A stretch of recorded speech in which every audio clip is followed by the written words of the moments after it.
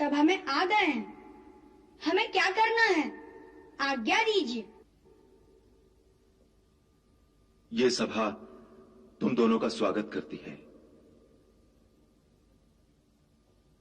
तुम दोनों ने न केवल अपनी वीरता की छाप हमारी सेना पर डाली है, वरन अपने स्वर के चमत्कार से अयोध्या वासियों को अभिभूत कर दिया है।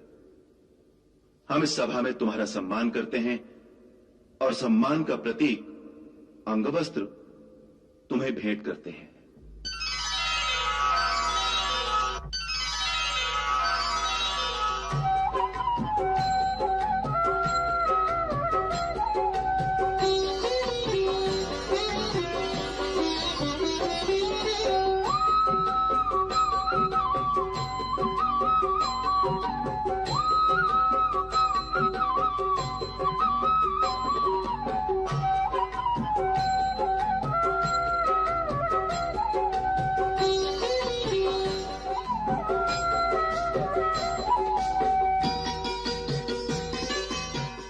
अब हमारी प्रार्थना है कि आप दोनों आसन ग्रहण करें और अपने गुरु की रची हुई कथा से इस सभा के श्रोताओं को अनुग्रहित करें।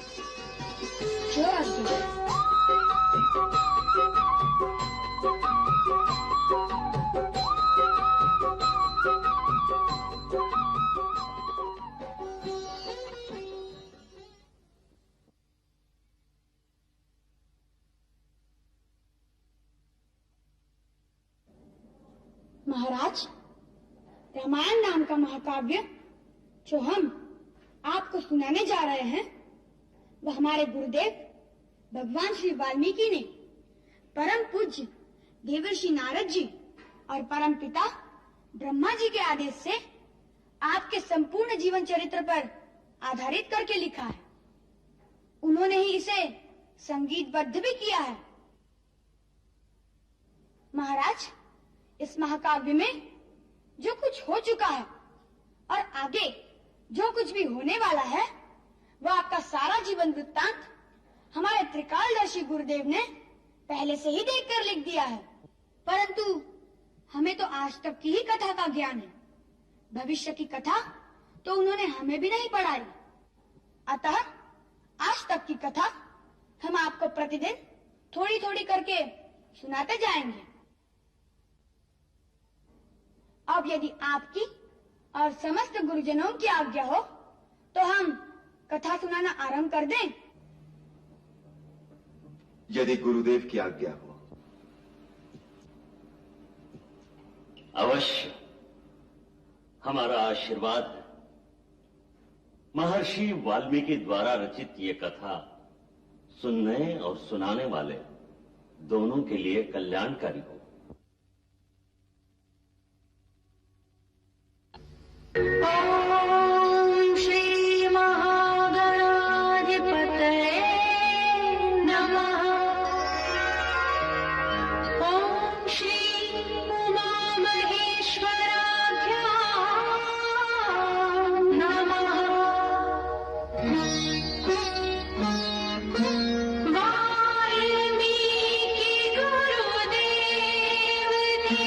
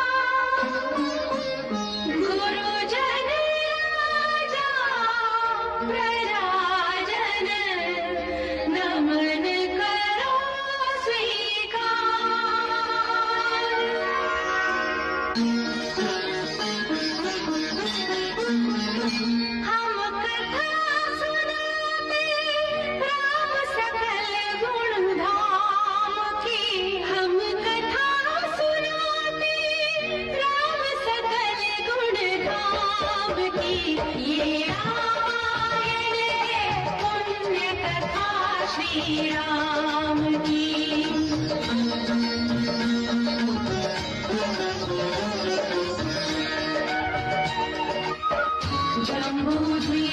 भरत खंडे आयावर में भारतवर्षिक नगरी है विख्यात अयोध्या नाम की। यही जन्मभूमि है परम पूज्य श्री राम की। हम कथा सुनाते राम सकल गुण धाम की। ये रामायण है पुण्य कथा श्री राम की। ये रामायण है पुण्य कथा श्री राम की।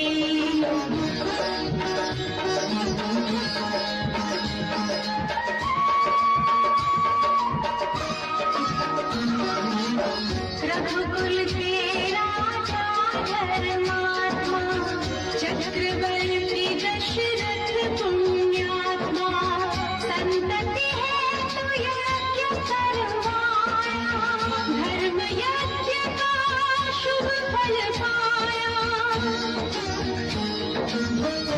घर जननी चार कुमारा रघुकुल दीप जगत आधारा।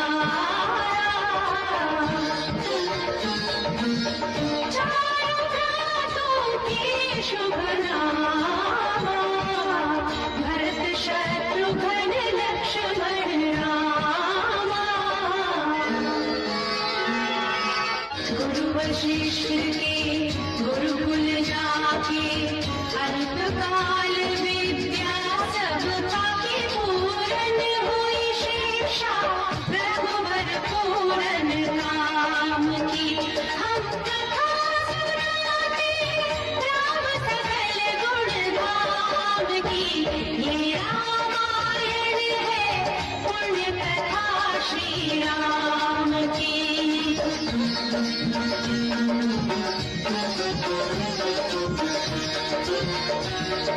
मृदु स्वर कोमल भावना रोचक प्रस्तुति ढंग। एक एक कर वर्णन करें लव कुश राम प्रसंग।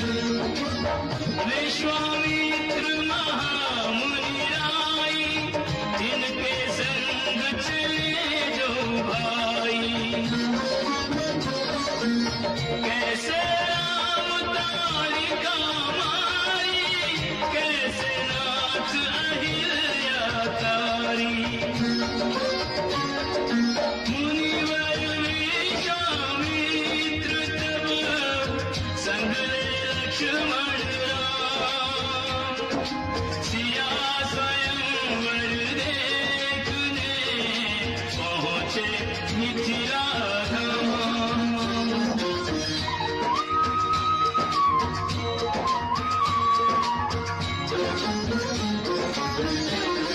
जनकपुर उत्सव है भारी। जनकपुर उत्सव है भारी। अपने वर का चयन करेगी सीता सुकुमारी। जनकपुर उत्सव है भारी। जनक राधिका कठिन सुनो जो तोड़े शिव धनुष को तो सीतापति हो।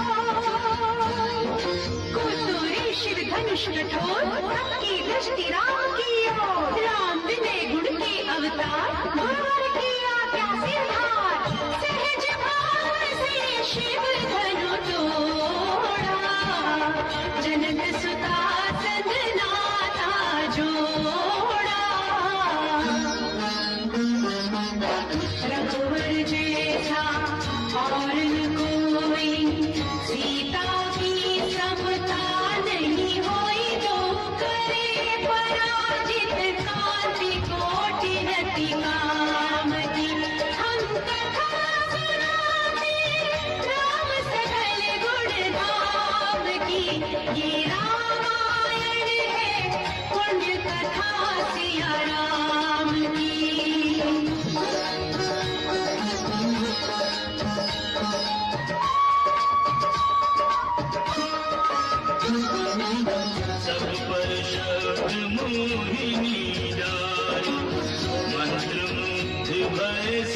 नर नारी, यो दिन रैन जात है बीते, लब कुश ने सबके मन जीते।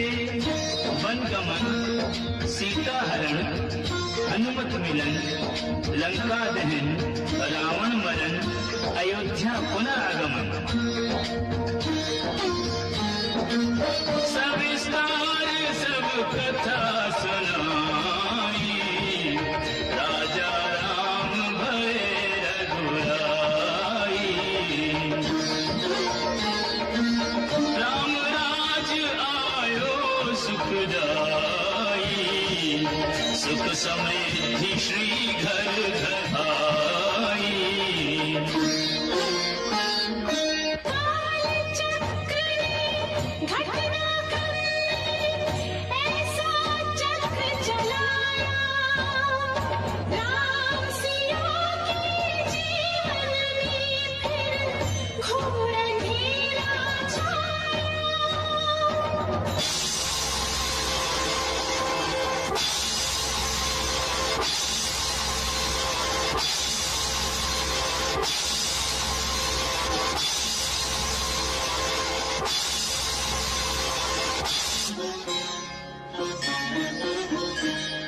अवध में ऐसा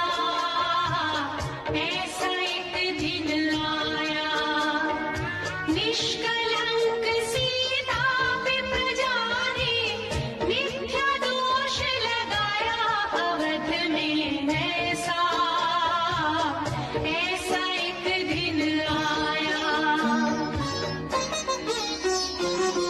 जल्दी सिया जब तोड़कर सबने हनाते मोह के, आषाढ़ हृदयों में न अंगारे जगी विद्रोह की। ममतामयी माओं के आंचल भी सिमट कर रह गए, गुरुदेव ज्ञान और नीति के सागर भी घट कर रह गए।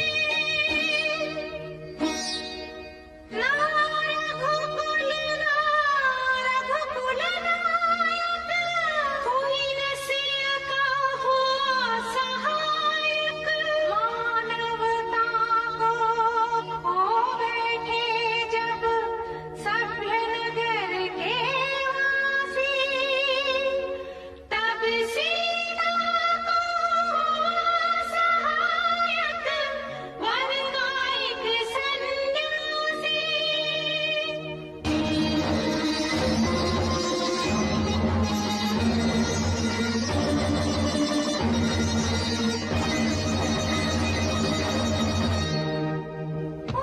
ऋषि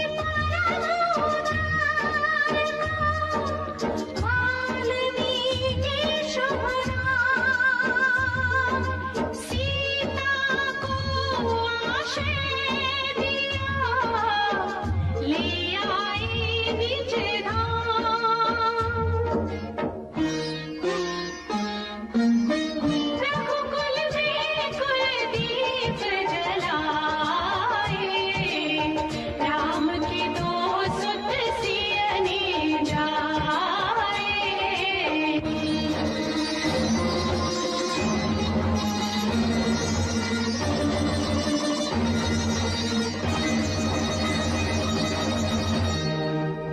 श्रोतागण, जो एक राजा की पुत्री है, एक राजा की पुत्र वधू है और एक चक्रवर्ती राजा की पत्नी है, वही महारानी सीता वनवास के दुखों में अपने दिन कैसे काटती है, अपने कुल के गौरव और स्वाभिमान की रक्षा करते हुए।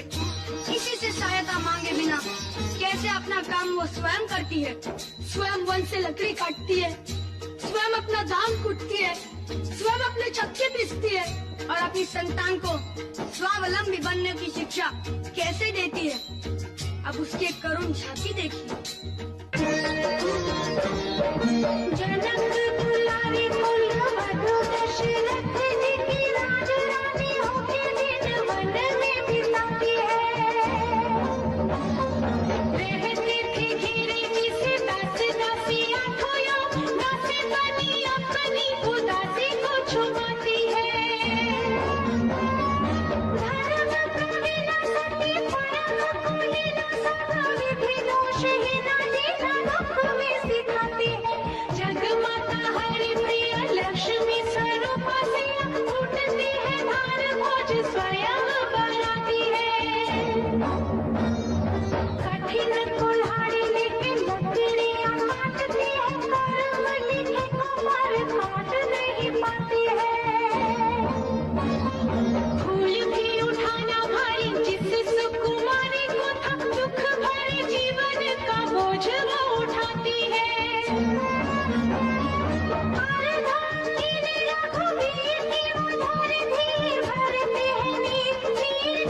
में न लाती है।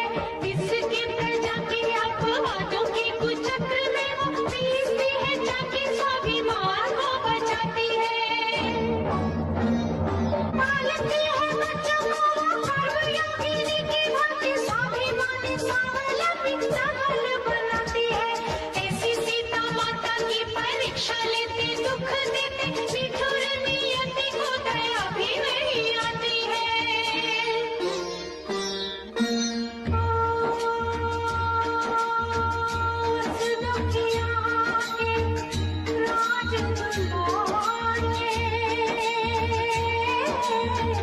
हम ही सुत श्री राम तिहारे।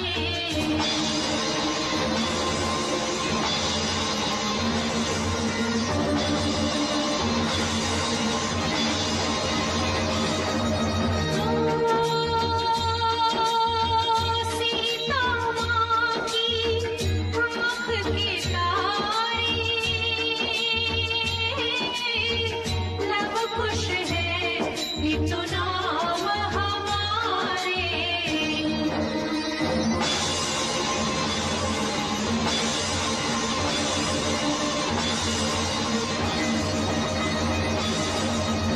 खेत तो भाग्य हमारे जागे, राम कथा कही राम के आगे।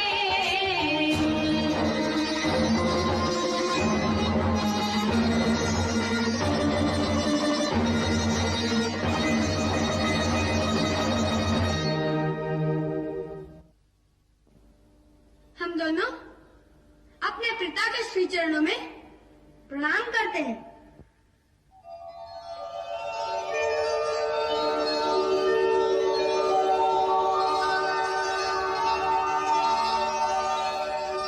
और उस दिन भूल से यदि कोई अवज्ञा हो गई हो तो उसके लिए हम महाराज से क्षमा मांगते हैं।